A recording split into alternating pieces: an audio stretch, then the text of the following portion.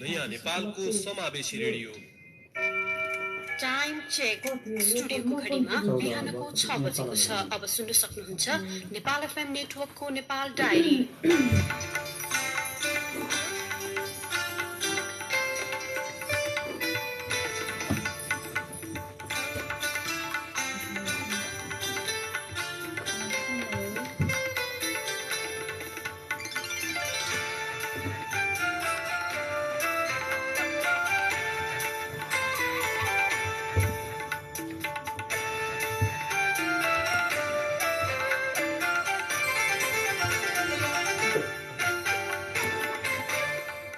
सुप्रभात। नेपाल एफएम नेटवर्कको नेपाल डायरीमा इन्द्रसरा खड्कासँगै गोविन्द खड्काको तपाईंलाई स्वागत छ।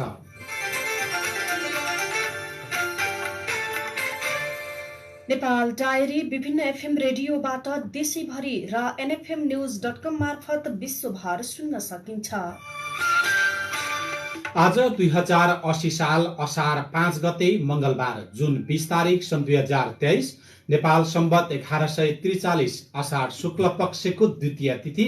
आज द्वन्द्वमा यौन हिंसा उन्मूलनका लागि अन्तर्राष्ट्रिय दिवस। आजै विश्व शरणार्थी दिवस पनि। नेपाल डायरीमा प्रमुख खबरका शीर्षकहरू। एक वर्षमा 3 जना अर्थमन्त्री तर बजेटका लक्ष्य अधुरै। शीत भण्डारणका लागि बजेटमा विवादै विवाद। करोडौं खर्च गरेर बनाइएका अलपत्र नयाँ बनाउने लहर। 4 दलको समाजवादी मोर्चा घोषणा। सत्ता टिकाउने र शक्ति बढाउने दोहोरो दाउ। नेपाली कांग्रेसभित्र नयाँ समीकरणको गोप्य तयारी। विपद व्यवस्थापनको 1 अर्ब थन्कियो। खर्च भएका 1 अर्बको हिसाब किताब पनि गोलमाल। पूर्वी पहाडको बाढी पहिरोमा थप 3 जनाको मृत्यु। 27 अझै बेपत्ता। सयौं परिवार जोखिममा। भारतीय प्रधानमन्त्री मोदी आज अमेरिका भ्रमणमा जाँदै। इरानबाट शरणार्थी फर्काउँदै अफगानिस्तान, कतार र युए कूटनीतिक सम्बन्ध बढाउँदै। र साफ च्याम्पियनशिप फुटबल भोलिदेखि भारतको बेंगलोरमा सुरु हुँदै। काभा पुरुष भलिबल नेशन्स लिगमा नेपालको लगातार दोस्रो हार। सकारात्मक सामाजिक रूपान्तरणको पौरख, रेडियो संचारको गौरव, के गाउँ के सहर, सारा नेपालीको एउटै रहर, नेपाल एफएम नेटवर्क। आज काठमाडौँबाट छापिएका पत्र पत्रिकाहरूले 4 दलले समाजवादी मोर्चा बनाएको, पूर्वी नेपालको विपद, तरकारी व्यवस्थापनका लागि बनाइएको शीत भण्डार, बजेटका प्रसंगलाई प्राथमिकताका साथ छापेका छन्। सबभन्दा पहिले सरकारले लिएको लक्ष्य र पूरा नभएको प्रसंग। चालू आर्थिक वर्षको बजेट ल्याउनेदेखि कार्यान्वयनको जिम्मेवारीमा 3 जना अर्थमन्त्रीले भूमिका निर्वाह गरे पनि बजेटले राखेका अधिकांश लक्ष्य भने अधुरै रहेका छन्। यो आर्थिक वर्षमा जनार्दन शर्मा, विष्णु पौडेल र प्रकाश शरण महत अर्थमन्त्री बन्नु भएको छ। यी 3 जना अर्थमन्त्रीले बजेटलाई आफ्नै किसिमले चलाएर नयाँ लक्ष्य निर्धारण गर्नु भएको थियो। तर बजेटले राखेको अन्तिम संशोधित लक्ष्य पनि फेला पर्ने देखिएको छैन। चालू वर्ष सकिन 1 महिना मात्रै बाँकी हुँदासम्मको बजेट प्रगति हेर्दा कुनै पनि लक्ष्य पूरा नहुने देखिएको हो। एक आर्थिक वर्षका 12 महिना मध्ये आधा जिम्मेवारी शर्मा एक्लैले पाएका थिए भने आधा समय पौडेल र महतको भागमा परेको थियो। पूर्व अर्थमन्त्री शर्माले यो वर्षका लागि 17 खर्ब 93 अर्ब रुपैयाँको बजेट ल्याउनु भएको छ। यसमध्ये विनियोजनतर्फ पुँजीगतमा 3 खर्ब 80 अर्ब र चालू खर्च 11 खर्ब 83 अर्ब हुने अनुमान गरिएको थियो। यस्तै स्रोततर्फ राजस्व असुली 14 खर्ब 3 अर्ब, वैदेशिक अनुदान 55 अर्ब, वैदेशिक ऋण 2 खर्ब 42 अर्ब र आन्तरिक ऋण 2 खर्ब 56 अर्ब रुपैयाँ उठाउने लक्ष्य राखिएको थियो। सुरुको यो बजेटलाई शर्माले प्रतिस्थापन गरेका अर्का पूर्व अर्थमन्त्री पौडेलले मध्यावधि समीक्षा मार्फत करिब 13% घटाएर 15 खर्ब 49 अर्बमा झार्नु भएको थियो। बजेटको आकार घटाउँदा पौडेलले राजस्व, आन्तरिक र वैदेशिक ऋण र अनुदान, पुँजीगत र चालू खर्च सबैको लक्ष्य परिवर्तन गर्नु भएको थियो। तर पौडेल लामो समय पदमा रहन सक्नु भएन। नयाँ अर्थमन्त्री महतले गत जेठ 15 मा आगामी वर्षको बजेट सार्वजनिक गर्दा पौडेलले गरेको संशोधनलाई पनि चलाएर चालू वर्षको बजेटको नयाँ लक्ष्य निर्धारण गर्नु भएको हो। कृषि उत्पादन भण्डारण गर्ने उद्देश्यले सरकारले बनाउन लागेको शीत भण्डार कोल्ड स्टोरको बजेट विनियोजनदेखि कार्यान्वयन तहसम्म विवादै विवाद देखिएको छ। शीत भण्डारणका नाममा चरम अनियमितता देखिएपछि निर्माणको सम्झौता खारेज गरेको छ। सुरुमा प्रधानमन्त्री कृषि आधुनिकीकरण परियोजना निर्माण भएको शीत भण्डारण कार्यक्रम पछिल्लो समय प्रदेश मार्फत निर्माण भइरहेको छ। तर परियोजना जस्तै प्रदेशमा सञ्चालन हुँदा पनि विवाद भने कायमै देखिएको छ। शीत भण्डार निर्माणका लागि अनियमितताको गुनासो बढेपछि कृषि तथा पशुपक्षी विकास मन्त्रालयले छानबिन टोली बनाएको थियो। टोलीले गरेको अध्ययनमा 10 मध्ये 8 वटामा शीत भण्डारणको नाममा पैसा अन्यत्र लगानी गरेको पुष्टि भएको छ। अनियमितता बढेपछि 2076-77 मा प्रधानमन्त्री कृषि आधुनिकीकरण शीत भण्डार कार्यक्रम बन्द भएको थियो। त्यसपश्चात प्रदेश सरकारले निर्माण गरिरहेको छ। त्यहाँ पनि विवाद भने कायमै देखिएको छ। स्याङ्जा तनहुँ गोर्खामा रसिला सुन्तला, जुम्ला मनाङ र मुस्ताङका स्याउ जेठ असारमा, मध्य प्रदेशका आँप जाडोयाममा बजारमा पाउन सम्भव भए कस्तो होला? मौसमी तरकारी र फलफुलहरू फलेका बेला भाउ नपाएर बिग्रिने र फालिने हुनबाट जोगाउन शीत भण्डार चाहिन्छ। त्यसका लागि जतन गर्न नबिग्रिने गरी राख्ने र चिस्यानको सन्तुलन मिलाउने प्राविधिक सिप पनि उत्तिकै चाहिन्छ। किसान र बजारलाई ध्यानमा राख्दै मुलुकका सातै प्रदेशमा सरकारी र निजी क्षेत्रबाट स्थापना गरिएका शीत भण्डार नभएका होइनन्। तर नेपाली बजारमा अधिपत्य जहिल्यै आयातित सरकारी फलफुलको हुन्छ। केही जिल्लामा शीत भण्डार प्रयोगमा छन्, तर बजारको मागका तुलनामा कृषि उपजको उत्पादन नै कम हुँदा लाभ लिन सकिने क्षेत्र छुटेको छ। मोरङमा आधा दर्जन भन्दा बढी शीत भण्डार मध्ये आधा पनि सञ्चालनमा छैनन्। त्यसैगरी बागमती सरकारले पनि एक जिल्ला एक शीत भण्डार अवधारणा ल्याएर सबै जिल्लामा शीत भण्डार निर्माण गरिरहेको छ। तर कतिपय ठाउँमा भएका शीत भण्डार अहिले पनि अलपत्र छन्, चल्न सकेका छैनन्। 27 वटा सरकारी सहकारीको 3 करोड 44 लाख लगानी छ र त्यहाँ कतिपय चल्न नसक्ने अवस्थामा छन्। सुदूरपश्चिममा पनि 3 ठूला शीत भण्डार छन् र तीमध्ये एउटा मात्रै चलेको देखिएको छ। त्यसैगरी लुम्बिनी प्रदेशमा पनि 19 वटा शीत भण्डार निर्माण भएका छन् र कतिपय अहिले बन्ने क्रममा छन्। त्यसमा पनि आधा मात्रै चलेका छन्। शीत भण्डार बनेकालाई व्यवस्था, नयाँ बनाउने लहर, विवादै विवाद शीर्षकमा कान्तिपुर दैनिकले खबर छापेको छ। दोहोरोपन हटाउन र खर्च कटौती गर्न भन्दै सरकारले अनावश्यक कार्यालय खारेजी, मर्ज, पुनर्संरचना र हस्तान्तरण गर्ने घोषणा बजेटमै गरेपछि सम्बन्धित मन्त्रालयले गृह कार्य अगाडि बढाएका छन्। केही कार्यालय खारेजीको प्रक्रियामा गए पनि केहीमा विवाद भएको छ भने केहीको प्रक्रिया नै सुरु भएको छैन। आगामी वर्ष 2080-81 को बजेटमा सरकारले स्थायी संरचनासँग दोहोरो कार्यक्षेत्र परेका, औचित्य समाप्त भएका र परिवर्तित सन्दर्भमा अनावश्यक रहेका 20 संस्थाको खारेजी घोषणा गरेको थियो। त्यस्तै उस्तै प्रकृतिका कार्यक्षेत्र रहेका निकायलाई एक आपसमा गाभ्ने, क्षेत्राधिकारको आधारमा प्रदेश तथा स्थानीय तहबाट सञ्चालन र व्यवस्थापन गर्न उपयुक्त हुने विभिन्न पर्यटन प्रवर्धन विकास समितिहरू स्थानीय तहमा हस्तान्तरण गर्ने बजेटमा उल्लेख छ। खारेज हुने निकायहरूको सम्पत्ति तथा दायित्व व्यवस्थापनको कार्य सम्बन्धित मन्त्रालयले मङ्सिर मसान्तभित्र सम्पन्न गर्नुपर्ने गरी समय सीमा बजेटले नै तोकिदिएका छन्। मन्त्रालयहरू गृह कार्यमा लागेका पनि छन्। आगामी आर्थिक वर्षको बजेटको 374 बुँदामा हुलाक सेवालाई पुनर्संरचना गरी एक स्थानीय तह एक हुलाकको अवधारणा कार्यान्वयन गरिने उल्लेख छ भने अतिरिक्त हुलाकलाई खारेजी गरी कार्यरत कर्मचारी सुविधा सहित अवकाश दिने घोषणा पनि बजेटमा छ। त्यस्तै हाल सञ्चालनमा रहेका हुलाक बचत बैंकका खातालाई क वर्गका सरकारी बैंकमा स्थानान्तरण गरी हुलाक बचत बैंक खारेज गर्ने बजेटमा भनिएको छ। देशभरका 33 तथ्याङ्क कार्यालय खारेज हुने अध्ययन गर्न सहसचिवको नेतृत्वमा समिति पनि गठन गरिएको छ भने राष्ट्रिय सूचना प्रविधि केन्द्र सूचना प्रविधि विभागमा गाभ्न संगठन तथा व्यवस्थापन सर्वेक्षणको तयारी भइरहेको छ भने निर्वाचन कार्यालय खारेजीको घोषणा भने विवादमा अल्झिएको छ।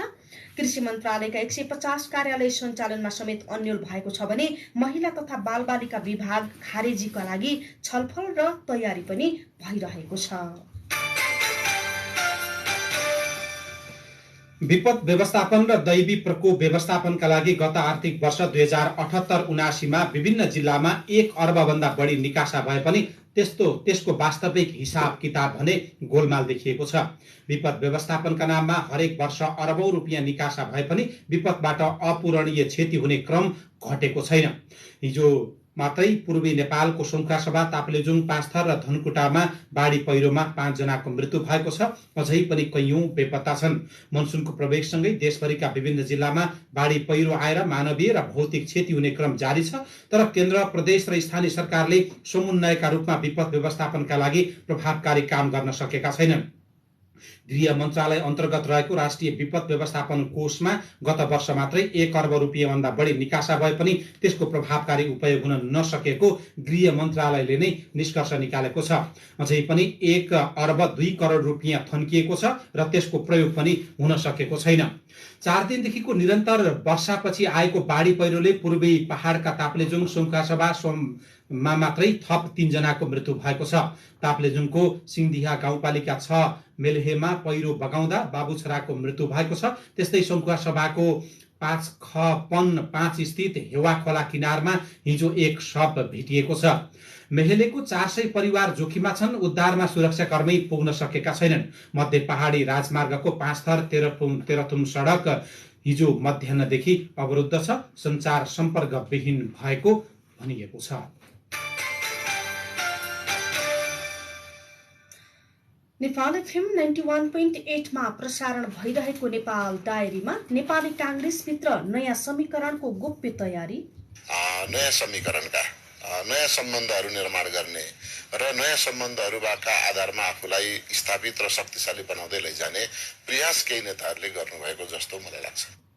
4 दलको समाजवादी मोर्चा घोषणा, सत्ता टिकाउने र शक्ति बढाउने दोहोरो दाउ, फेवातालको किनारमा रहेका 493 संरचना अवैध ढहर भत्काउन सर्वोच्च अदालतको आदेश लगायतका प्रसङ्ग बाँकी छन्। नेपाल डायरी सुन्दै गर्नुहोला।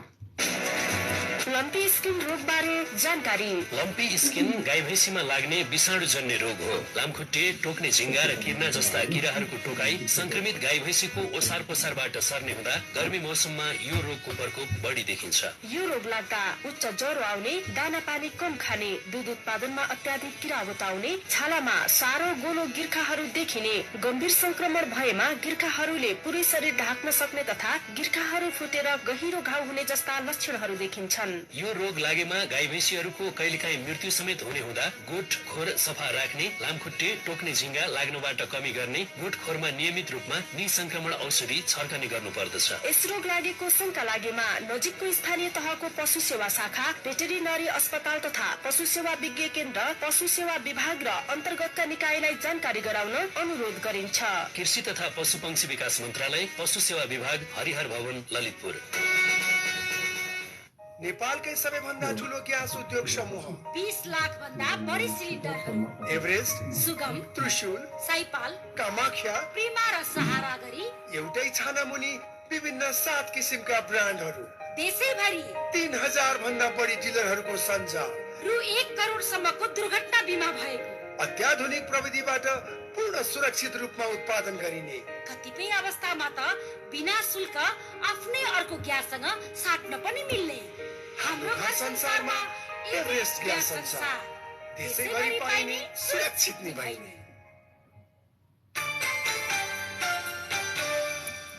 तपाईँ अहिले नेपाल एफएम नेटवर्कको नेपाल डायरी सुनिरहनु भएको छ। अब बाँकी प्रसङ्ग समाजवादी मोर्चा घोषणाको विषय। माओवादी जनता समाजवादी पार्टी, एकीकृत समाजवादी र नेत्र विक्रम चन्द नेतृत्वको नेकपा सम्मिलित समाजवादी मोर्चा हिजो राजधानीमा घोषणा भएको छ। मोर्चा घोषणासँगै प्रतिनिधि सभामा 54 सिटको गठबन्धन बनेको छ। चन्द नेतृत्वको नेकपा भने संसद बाहिर रहेको छ। प्रधानमन्त्री एवं माओवादी केन्द्रका अध्यक्ष पुष्पकमल दाहाल प्रचण्डले समाजवादी मोर्चासँग अग्रगमनको पक्षमा रहेकाहरू डराउनु पर्ने बताउनुभयो। माओवादी केन्द्रसहित 4 दलको समाजवादी मोर्चा घोषणा कार्यक्रममा प्रचण्डले अग्रगमन पक्षधर प्रगतिशील वामपन्थी शक्तिहरूलाई हातेमालो गर्न आह्वान गर्नुभयो। के कुरा साँचो हो भने यो मोर्चा तिनका विरुद्ध युद्धको घोषणा भने पक्कै पनि हो। मोर्चा सबैसँग बराबरीवाला मोर्चा होइन। 70-75 वर्ष सङ्घर्ष गरेर जेल यातना त्याग र बलिदानका कीर्तिमान कायम गरेर स्थापित भएको जनताको अधिकार खोसेर बसेर फेरि देशलाई प्रतिगमन गरी देशलाई हिजोकै सामन्ती निरङ्कुशतातिर फर्काउन चाहनेहरूका विरुद्ध एउटा नयाँ अभियान र युद्ध पक्कै पनि हो। एकीकृत समाजवादी पार्टीका अध्यक्ष माधव कुमार नेपालले समाजवादी मोर्चा स्वार्थमा नबनेको दावी गर्नुभयो।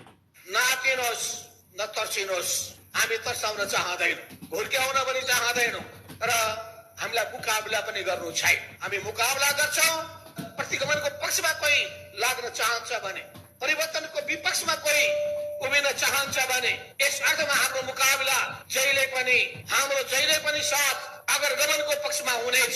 नेकपा यसका वरिष्ठ नेता झलनाथ खनालले सबै वामपन्थी शक्तिहरू एकताबद्ध भएर वैकल्पिक शक्ति बनाउनु पर्ने बताउनु भएको छ। यो मोर्चा खाली सत्तालाई टिकाउने मोर्चा मात्रै नबनोस्, आमूल परिवर्तनको मोर्चा बनोस्। यो मोर्चा सम्पूर्ण वामपन्थीहरूलाई एकताबद्ध गर्ने मोर्चा बनोस्। यसरी मात्रै हामी यो देशको भविष्यलाई उज्यालो बनाउन सक्छौँ। हाम्रो लक्ष्य भनेको समाजवादी गणतन्त्र हो। जनता समाजवादी पार्टी जसपा नेपालका अध्यक्ष उपेन्द्र यादवले शासन प्रणाली बदलिए पनि शासकहरू पुरानै मानसिकताबाट चलेको बताउनु भएको छ। हामी परिवर्तनका मुद्दालाई अगाडि बढाउने, राष्ट्र निर्माणलाई अगाडि बढाउने र समस्यालाई मुलुक देखा परेका समस्यालाई हल गर्दै अगाडि बढ्न चाहन्छौँ। यो कसैको विरुद्धमा लक्षित छैन। नेपाल कम्युनिस्ट पार्टी नेकपाका महासचिव नेत्र विक्रम चन्द विप्लवले राजनीतिक अत्यास लाग्दो परिस्थितिबाट गुज्रेको बेला समाजवादी मोर्चा एउटा नयाँ प्रयोग भएको बताउनु भएको छ। 21औं शताब्दीको गुलाम बनाउने हामी नेपालीलाई हामी स्वाधीन बन्न चाहन्छौँ। हामीले भनेका छौँ हामी कुनै पनि देशमा हामीलाई कुनै चासो छैन, तर यो देशमा हामी मान्छे भएर बाँच्न चाहन्छौँ। यो 21औं शताब्दीमा हामी कसैलाई गुलाम हुन हामीलाई स्वीकार्य छैन, कुनै पनि देशको गुलामी बन्न हामीलाई स्वीकार्य छैन।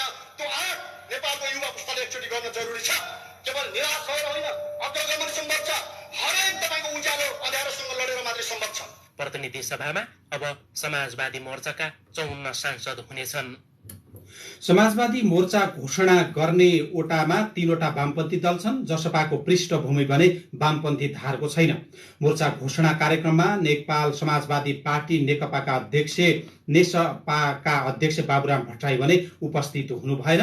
मोर्चा घोषणाको प्रस्तावक उहाँ नै हुनुहुन्थ्यो, तर जसपाले मोर्चा बाहिर रहने धम्की दिएपछि भट्टराईको समूहलाई बाहिर राखिएको बताएको छ। मोर्चा बनेपछि अहिले राजनीतिक रूपमा नयाँ शक्ति बनेको चर्चा पनि चलिरहेको छ। यो बेला राजनीतिक विश्लेषकहरूलाई हामीले सोधेका छौं, मोर्चा बनाउनु किन पर्यो होला? राजनीतिक विश्लेषक नरेन्द्र जङ पिटरले भन्नुभयो, आफ्नो अस्तित्वको संकट परिसकेपछि यस्ता मोर्चाहरू बन्छन् र त्यो एउटा चरण पार गरिसकेपछि स्वतः तरिकाले भत्केका छन् र पार्टी नै भत्केको छ भनेदेखि, जस्तो कि हिजो उपेन्द्र यादव र डाक्टर भट्टराईको बीचको एकता सकिएन। त्यसपछि अब एमाले बीचका दुईटा पार्टीहरू अलग रहे हैन। त्यसपछि विप्लवजीले धेरै ठुलो काम गर्छु भनेर सुरुवात गर्नुभएको, उहाँले केही परिणाम दिन सक्नु भएन। त्यसले गर्दाखेरि बाध्यताका उपजहरू यस्ताहरू मोर्चाहरू बन्छन्। जबकि त्यस चरण पार गरिसक्छ त्यसपछि फेरि आफ्ना हैसियतमा जान्छन्। समाजवादी मोर्चालाई एउटा शक्तिका रूपमा अहिले हेरिएको छ। संसदभित्र एउटा सशक्त शक्ति बन्ने र यसले सरकार निर्माणसँग पनि अर्थ राख्ने भनिएको छ। के साँच्चीको यो एउटा शक्तिका रूपमा आएको होला त? हामीले राजनीतिक विश्लेषक डम्बर खतिवडालाई पनि सोधेका थियौं। यो मोर्चा चाहिँ कुनै राजनीतिक शक्ति होइन हैन, यो शक्तिको भ्रम हो क्या हैन। र कहिलेकाहीँ के हुन्छ भने जनतामा शक्तिको भ्रमले पनि काम गर्छ हैन। त्यसैले उहाँलाई एउटा देखावटी रूपमै सही थोरै शक्तिशाली देख्नको लागि यसले चाहिँ अलिकति योगदान गर्न सक्छ। त्यो पाटोलाई मैले स्वीकार गर्छु। अरू चाहिँ यसको कुनै पनि सान्दर्भिकता चाहिँ कतैबाट नाप्दा पनि पुष्टि हुँदैन। प्रधानमन्त्री प्रचण्डले एमाले र कांग्रेसलाई साइजिङ गर्न या संसदभित्रको क्रियाकलापमा दुई ठुला पार्टीहरूलाई चाहिँ अलिकति सन्तुलनमा राख्न र आफूलाई शक्तिशाली देखाउनका लागि गरेको एउटा राजनीतिक चालबाजी मात्रै हो जस्तो लाग्छ मलाई। नेकपा एमाले भने समाजवादी मोर्चा घोषणालाई यसले अर्थ र बर्थको भएको टिप्पणी गरेको छ। नेकपा एमालेलाई बाहिर राखेर बनाउने समाजवादी मोर्चा स्वार्थभन्दा अरू नभएको उसको टिप्पणी छ। सभापति शेरबहादुर देउवा र 14औं महाधिवेशनमा उहाँकी प्रतिस्पर्धी शेखर कोइराला बीच निकटता बढ्दै जाँदा नेपाली कांग्रेसमा नयाँ ध्रुवीकरणको संकेत देखिएको छ। देउवा कोइराला निकटताबाट असन्तुष्ट दुवै पक्षका केही नेताले नयाँ समूह निर्माणको गोप्य तयारी सुरु गरेका छन्। उपसभापति पूर्णबहादुर खड्का सहित देउवा पक्षीय केही नेता र महामन्त्रीद्वय गगन थापा तथा विश्वप्रकाश शर्मा सहित कोइराला पक्षीय केही नेता पार्टीभित्र नयाँ समीकरणको गृह लागेका हुन्। समूह उपसमूहबाट नयाँ समीकरणको तयारी भइरहेको संगठन विभागका प्रमुख मीनबहादुर विश्वकर्माले बताउनुभयो। विद्यमान समूह उपसमूहहरूका अलावा 30 समूह उपसमूहहरूबाट नै नयाँ समीकरणका नयाँ सम्बन्धहरू निर्माण गर्ने र नयाँ सम्बन्धहरूका आधारमा आफूलाई स्थापित र शक्तिशाली बनाउँदै लैजाने प्रयास केही नेताहरूले गर्नुभएको जस्तो मलाई लाग्छ।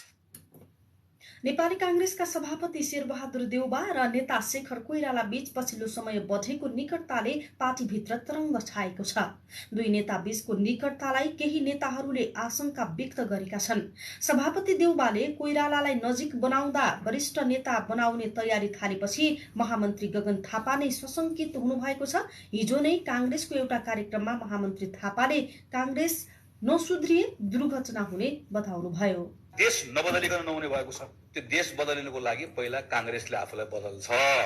बदलिएको कांग्रेसले मात्रै देश बदल्न सक्छ। कांग्रेस अहिले जसरी चलेको छ, हामी जसरी चलिरहेका छौं, जे गरिरहेका छौं, यसमा अलिकति पनि बदल्नु हुँदैन। यो बदलियो भने त बदल्नै पर्दैन। जे भइरहेको छ ठिक भइरहेको छ भनेर ठान्यौं वा मान्यौं भनेदेखि भने हामी दुर्घटनामा जान्छौं। महाधिवेशनको 1.5 वर्षसम्म पनि केन्द्रीय समितिलाई पूर्णता दिन नसकेको, कोषाध्यक्ष चयन नगरेको, तीनै तहका चुनावको समीक्षा गर्न केन्द्रीय समितिको बैठक नबोलाएको, भातृ तथा शुभेच्छुक संस्थालाई निष्क्रिय बनाएको र पार्टीमा मनोमानी गरेको भन्दै कोइराला समूहकै नेताहरूले सभापति देउवाको आलोचना गरिरहेका छन्। तपाईं अहिले नेपाल एफएम नेटवर्कको नेपाल डायरी सुनिरहनु भएको छ। पोखराको फेवा किनारमा बनेका संयौं संरचना अब भत्किने भए। समाचार सामग्री, विदेश र खेलकुदका खबर, केही खबर संक्षेप सहित कार्टुन पनि बाँकी छ। सुन्दै गर्नुहोला।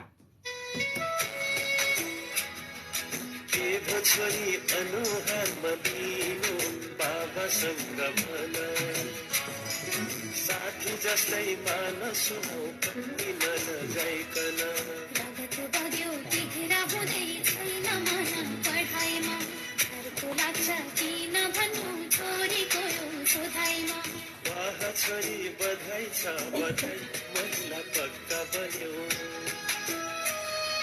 सँगै बसौँ खेलौँ रमाऊ तिमी त महिनावारी भयो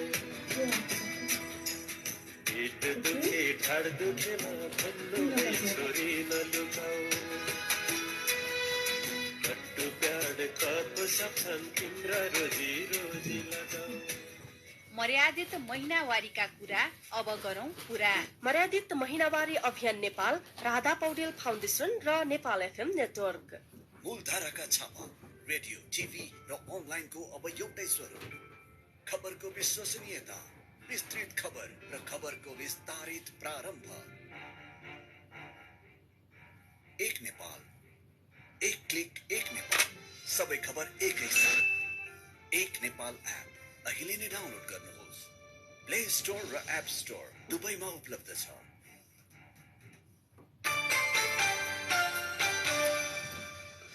नेपाल डायरीमा अब फेवा किनारमा बनेका संरचना र भत्काउने आदेशको प्रसंग। सर्वोच्च अदालतले फेवाताल किनार वरपरका अवैध संरचना भत्काउन संघीय सरकार, पोखरा महानगर र सम्बन्धित सबै निकायका नाममा आदेश जारी गरेको छ। फेवा किनारदेखि 65 मिटरसम्म 1200 रोपनी जग्गा अतिक्रमण गरेर बनाइएका कम्तीमा 493 स्थायी तथा अस्थायी संरचना भत्काउनु पर्नेछ। 2030 सालमै मापदण्ड मिचेर बनाइएका सबै संरचना भत्काउन सर्वोच्चले 2075 वैशाख 16 मा आदेश दिए पनि कार्यान्वयन भएको थिएन। आदेश कार्यान्वयन गर्नुको सट्टा 2078 चैत 16 मा तत्कालीन मेयर मानबहादुर जीसी नेतृत्वको महानगर कार्यपालिका बोर्डले फेवाको मापदण्ड नै 65 मिटरबाट घटाएर 30 मिटरमा झारिदिएको थियो।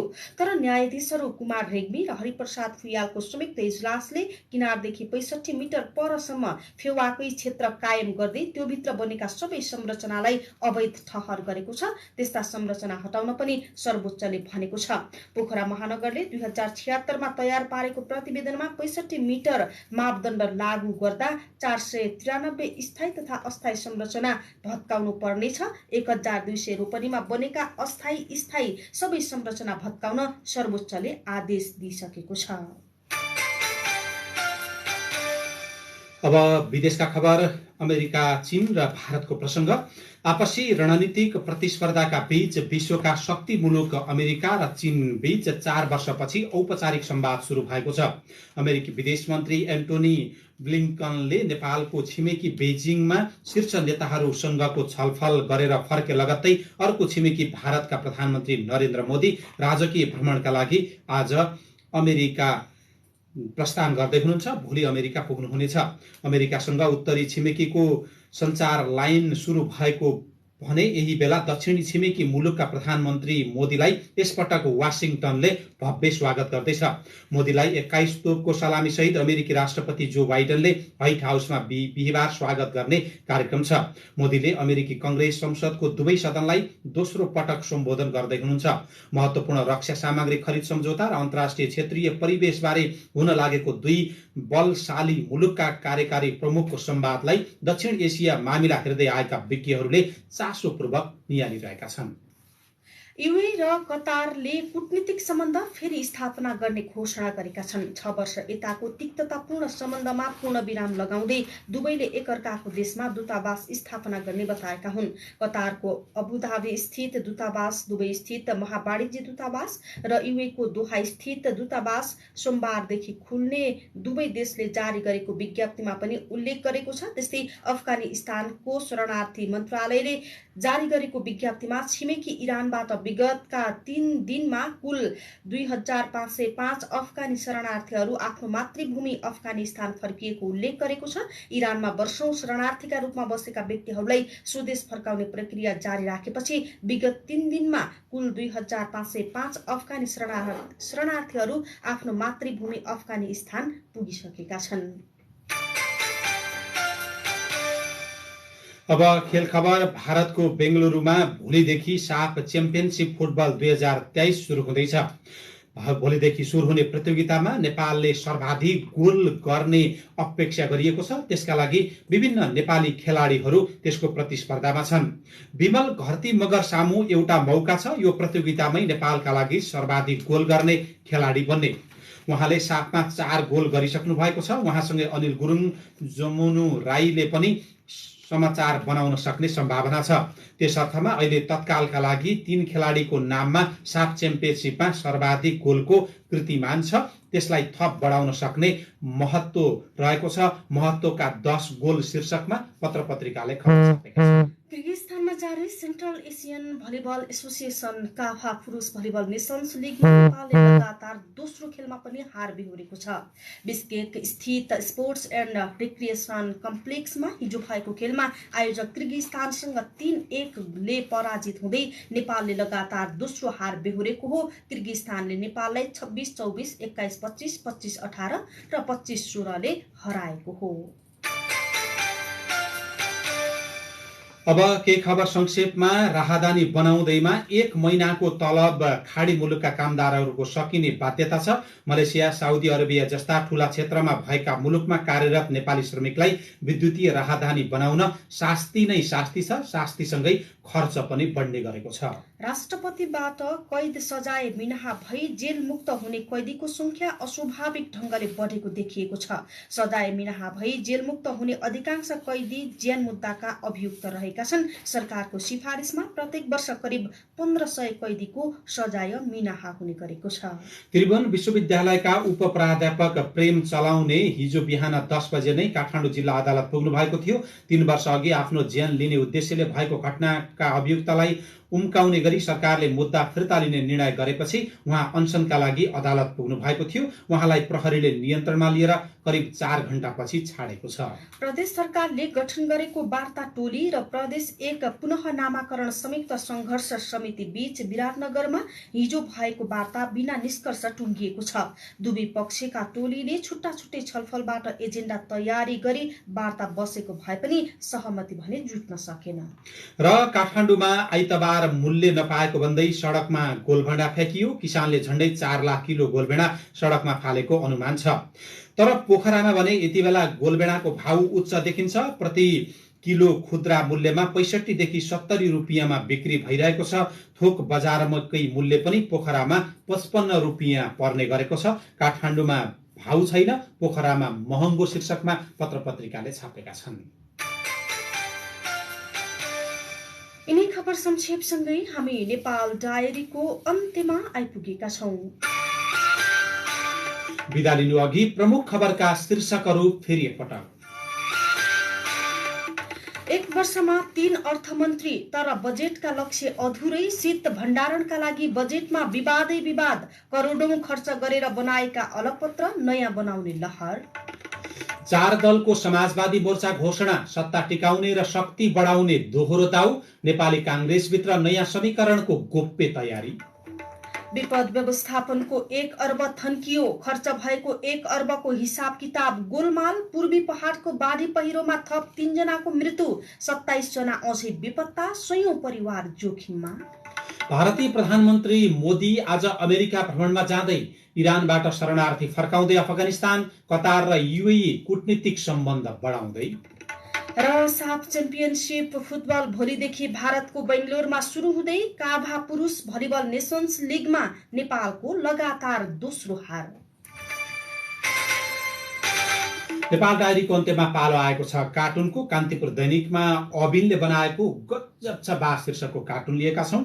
यो कार्टुनमा अहिले मूल्य बढिरहेको छ तरकारीको। त्यसमाथि पनि प्याजको मूल्य यति धेरै बढेको छ कि किनि नसक्नुको छ। त्यसैलाई यो कार्टुनले व्यङ्ग्य गरेको छ। यहाँ तरकारी बजारमा किन्न गएका छन् 2 जना व्यक्ति। श्रीमान श्रीमती जस्तै देखिन्छन् र श्रीमतीले प्याजतिर देखाएर श्रीमानलाई कतै पर धकेलिरहनु भएको छ।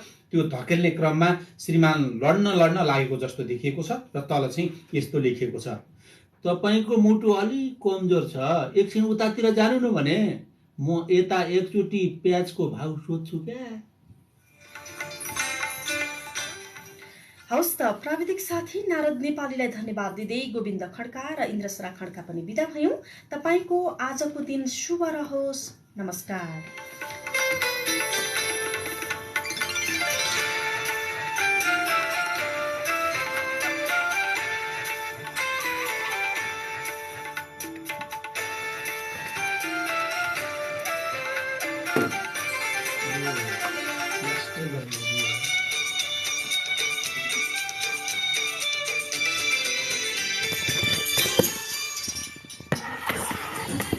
नमस्कार सबैजनालाई। हजुर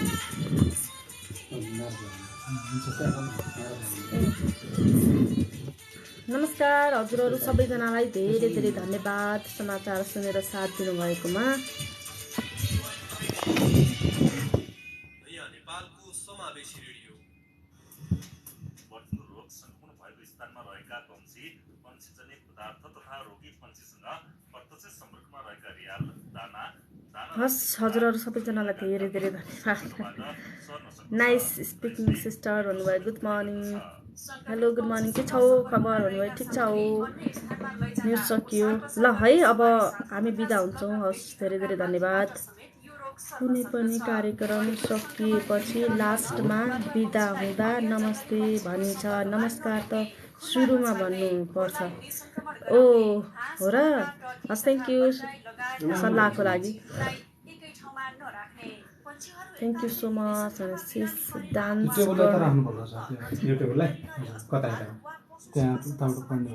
है धेरै धेरै धन्यवाद। अब हामी 9 बजेको समाचार र 8 बजेको समाचारमा आउनेछौँ।